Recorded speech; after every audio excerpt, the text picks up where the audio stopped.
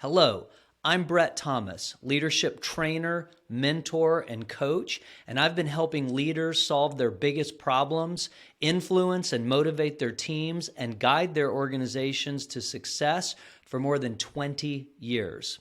I've written 10 books on leadership and created the world's most effective leadership development method, which has been adopted by more than 2,000 companies. In this free Reinventing Leadership video series, I'm answering some of the biggest questions leaders ask and helping to solve some of the toughest leadership problems. All of the videos in this series are based on my book, Reinventing Leadership. And if you want a copy, I'll give you a digital copy for free. Details at the end of this video. In this video in the series, I'll answer the question, why is it that most leadership development efforts fail? And what does actually work? In my book, Reinventing Leadership, which I'll give you a free copy if you want, details at the end of the video, I spend a whole chapter answering this question. It's chapter 1, titled Bogus Leadership Advice.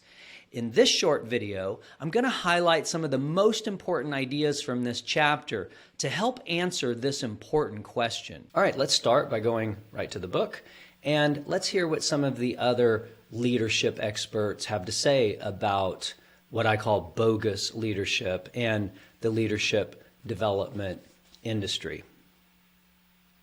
Bernard Bass, the well-respected leadership researcher and author, has noted any two-day conference on leadership begins with one day of argumentation about what leadership means. Another well-known theorist, Fred Fiedler, observed, there are almost as many definitions of leadership as there are leadership theories, and there are almost as many theories of leadership as there are psychologists working in the field.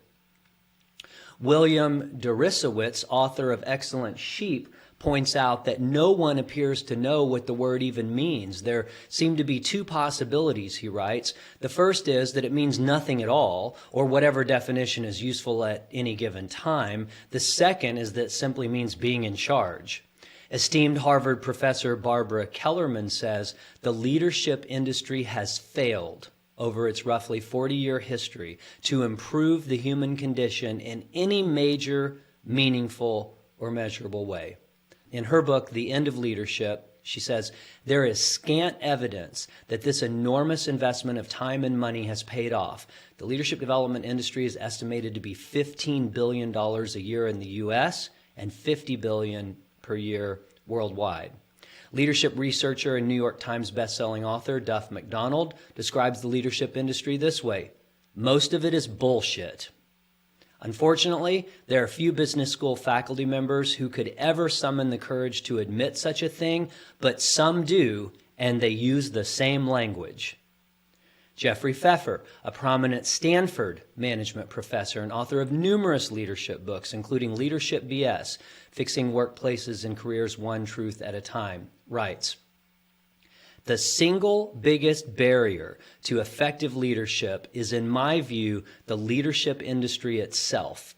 Instead of telling people the skills and behaviors they need to be effective in getting things done, we tell them almost the opposite, blandishments about how we wish people would be and how we wish workplaces were. He continues, if one is at all sensitive to the human costs incurred as leaders flame out and lose their jobs, cares and concerns that I suspect many others share, then the continuing failure of the leadership industry in all of its forms and activities to make things better needs to be both explained and remedied.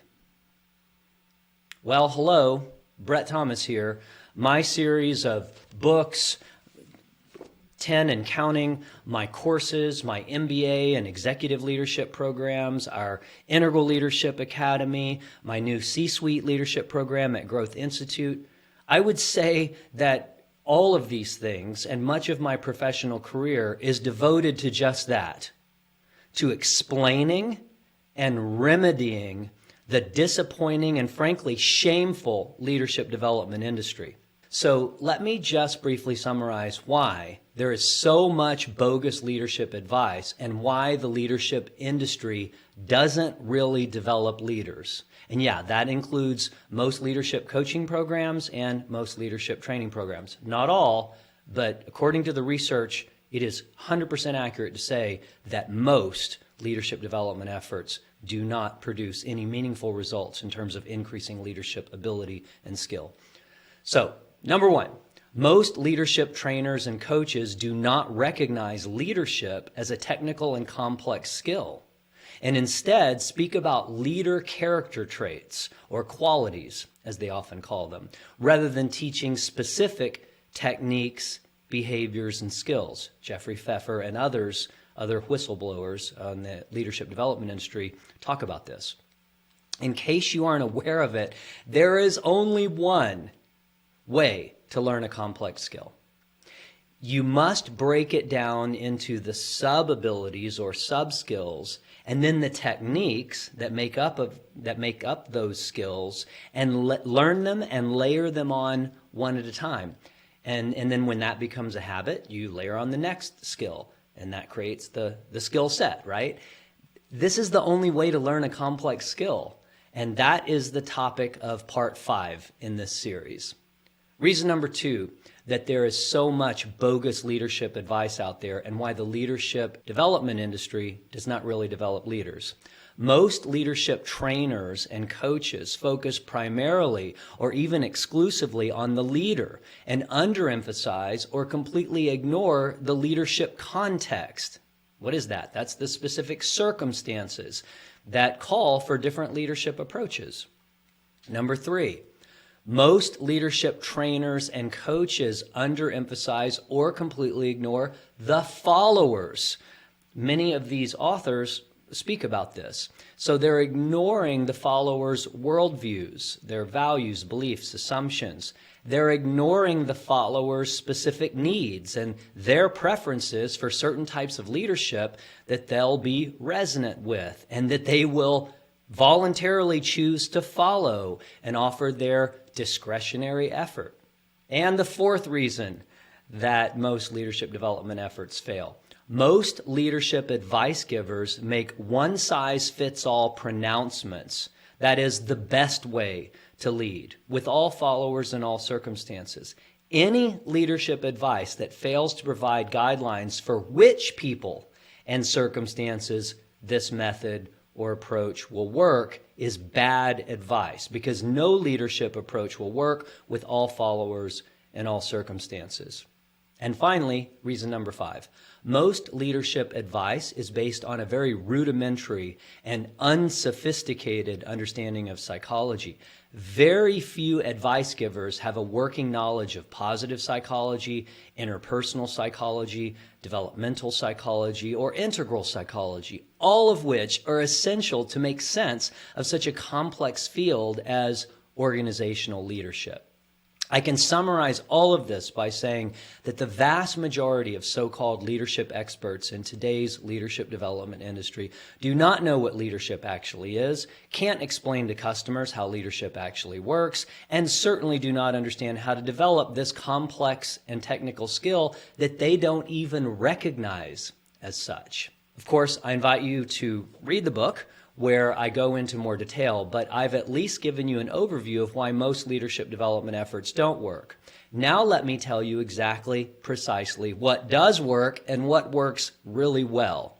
So what does work? Number 1, you must recognize leadership is a complex skill, no different than all the other complex skills that you've already learned as a child and as an adult in your personal and professional life. Sports, basketball, dribbling, passing, shooting, rebounding. The arts, let's take learning to play a musical instrument. Maybe you learn to play the piano or the guitar. Well, you have to learn how to make the notes, combine the notes into scales, then combine those notes again into chords, and then learn how to do chord progressions. Let's take martial arts. Mixed martial arts is very popular. There are 3 abilities you have to know and practice to do mixed martial arts: wrestling, kickboxing, and grappling. And I could go on and on. You already know what it takes to learn a complex skill. You have to ask yourself why all the trainers and coaches, or the vast majority of them, not all of them, that you've come across don't treat leadership as a complex skill. It's at least as complex as baseball, basketball, learning to play a musical instrument, or martial arts. To learn any complex skill, you have to break it down into the smaller abilities or skill sets, then learn the specific techniques for each.